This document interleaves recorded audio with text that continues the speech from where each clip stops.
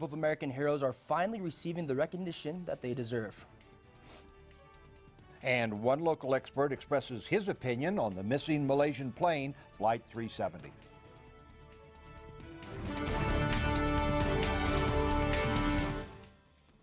And good evening and welcome to NAZ Today. I'm Dale Hoskins. And I'm Kyle Benedict. Thanks for joining us. For decades, some veterans were denied highest military honors simply because of their ethnicity. That changed yesterday when President Obama awarded 24 veterans with long overdue medals of honor. These 24 veterans include African American, Hispanic, and Jewish veterans who served in combat in Vietnam, Korea, and World War II.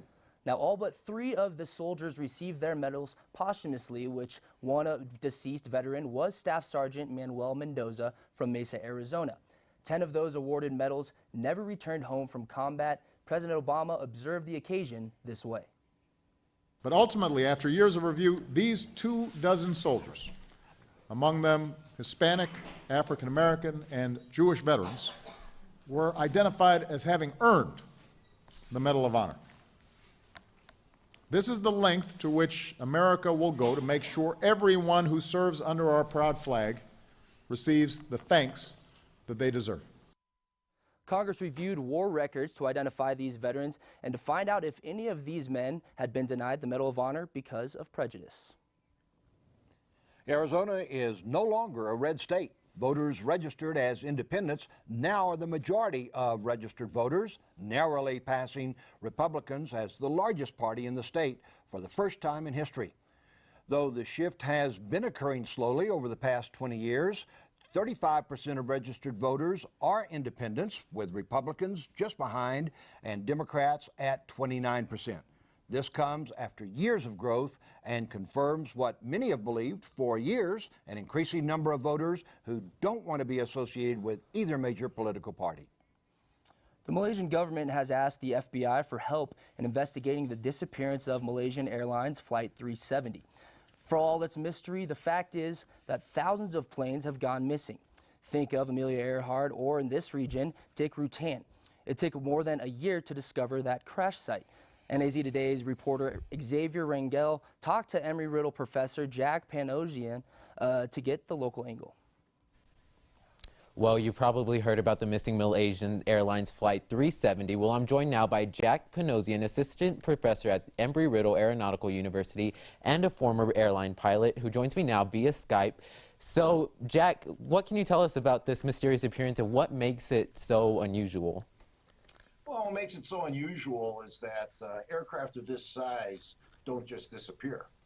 Smaller aircraft, much easier to lose, especially in a vast ocean, but a large aircraft with all the instrumentation on board, all the communications that are automatically done with the ground, satellite imagery, very, very difficult for this airplane to just go lost. So what are your theories on it? What do you think might have happened? Well, I think there's really 2 theories that one can subscribe to. One is foul play, and I think that we're probably leaning more and more toward that as time goes on, and there's no indication of this aircraft, having gone anywhere near its original flight path. So someone either trying to hijack, or as been mentioned, maybe the crew did have something to do with it.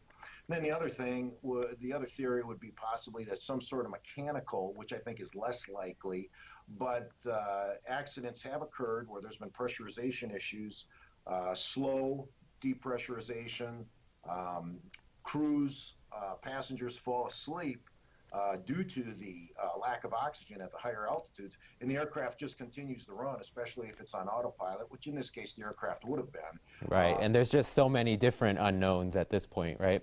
Oh, absolutely. Airplanes don't just disappear. We'll find this airplane.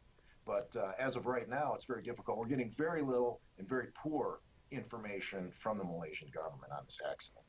All right, well, I want to thank Jack for being here once again, and I'm sure we'll keep in touch with you as this story develops. And for more information, you can go ahead and visit our website, naztoday.com.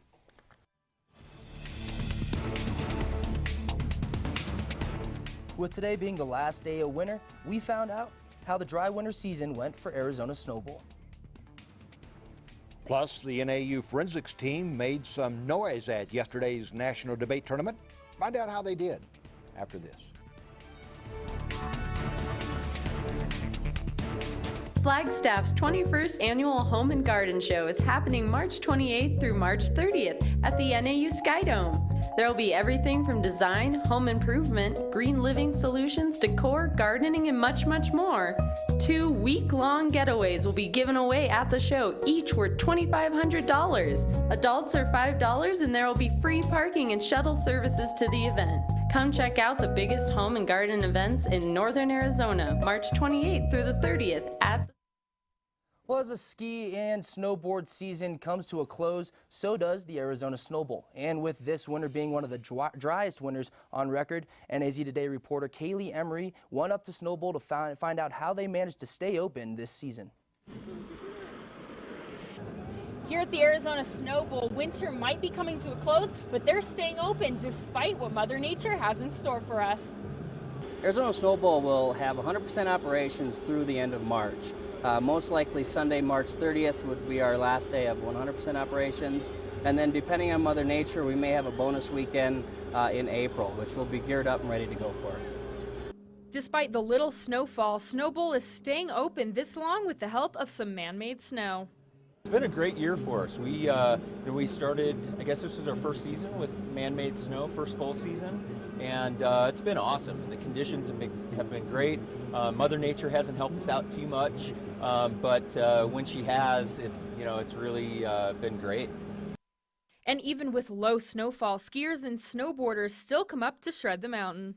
We're right on track to have an average year of skier visits, in the range of 130 to 145,000 visitors.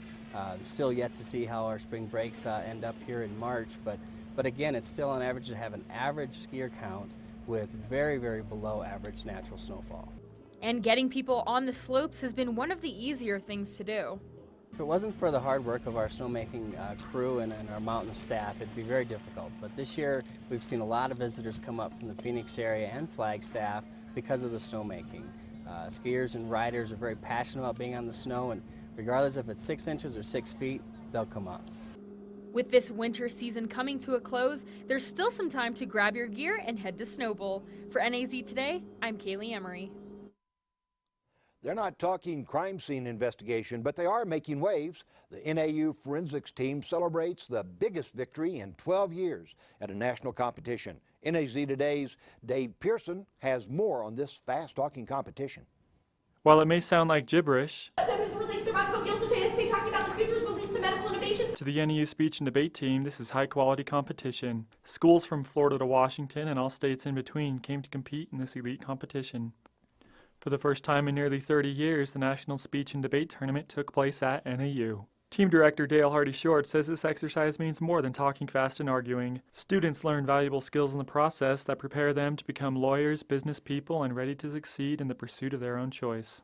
The skills at research and being able to construct arguments and make arguments and understand what they read quite quickly is just a wonderful thing that benefits us throughout our entire life. Competition for the NAU team resumes this Friday with yet another tournament hosted at NAU. Still ahead, more fast-talking action. For NAZ Today, I'm David Pearson.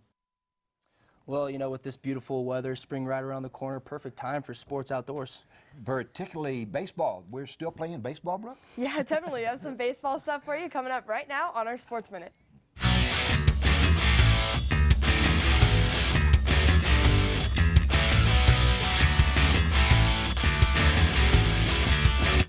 Well, the weather is beautiful and the sun is shining, so it gives Arizona the perfect day for a baseball game or two.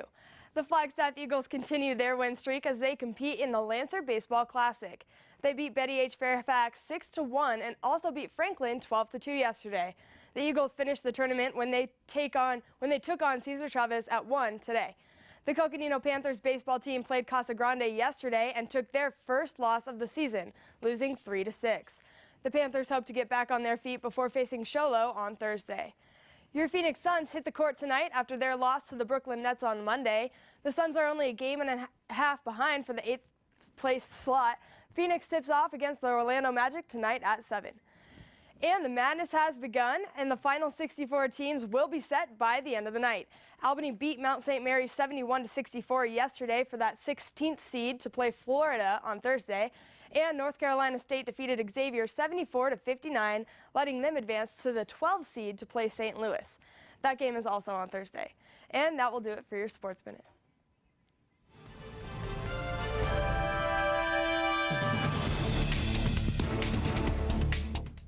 We'll give you the forecast for the start of the spring season.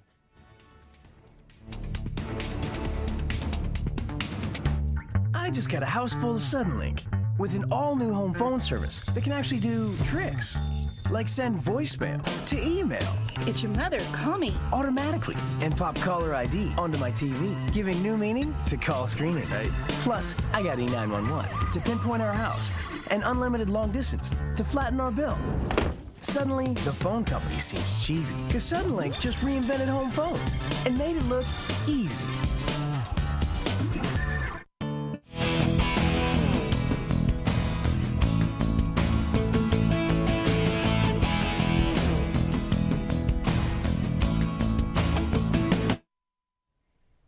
I'm meteorologist Matt Tantel. Well, another beautiful spring day here, or I should say winter day, since today is the last day of winter. As you know, yesterday we were pretty chilly across much of northern Arizona, and that was the same story this morning. As we woke up, we saw temperatures drop into the lower teens and even single digits. Grand Canyon, 4 degrees this morning, 11 degrees here in Flagstaff, 20 degrees out in Winslow, and a chilly 29 degrees down in Phoenix this morning.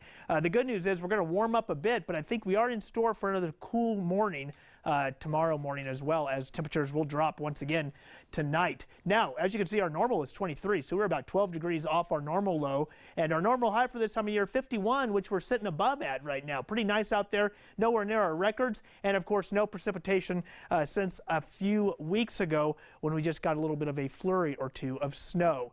Now, across much of the country, you can see pretty dry across the southern portion of the U.S.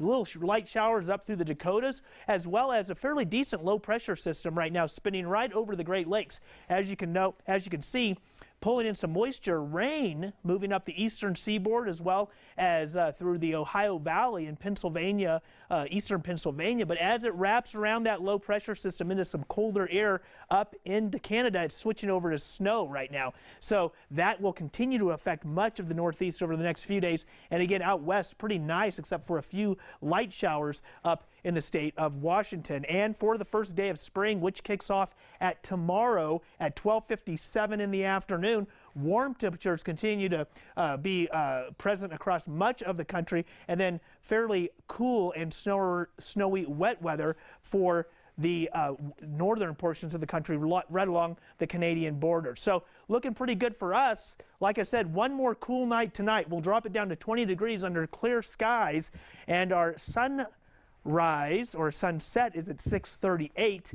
And for tomorrow, we bump it up a few degrees. 58 will be our high, maybe with a few high clouds out there. Sunrise 6:31. And across much of the rest of the state, warmer temperatures again, a chilly morning for most of the region, but then we are going to moderate up into the upper 50s for the high country and 60s and lower 70s for the Verde Valley and Sedona area. And as we head into the next 5 days, you can see temperatures continue to be right around the 50-degree mark, maybe a little breezy Friday and Saturday as we see a small trough move in. But just a few clouds, no precipitation in store. And down in Sedona should be a nice day as well. Warm tomorrow at 73, and then moderating right around the upper 60s, low 70s for the next 5 days after that. Well, we've sure had a beautiful winter, but I'm afraid we're going to pay for it this spring without the moisture. I think we will. And, you know, spring winds and dry conditions aren't good. Yeah. So, well, I mean, with spring just around the corner, we will see you guys tomorrow night. Have a good night. Yep. Thanks for tuning in.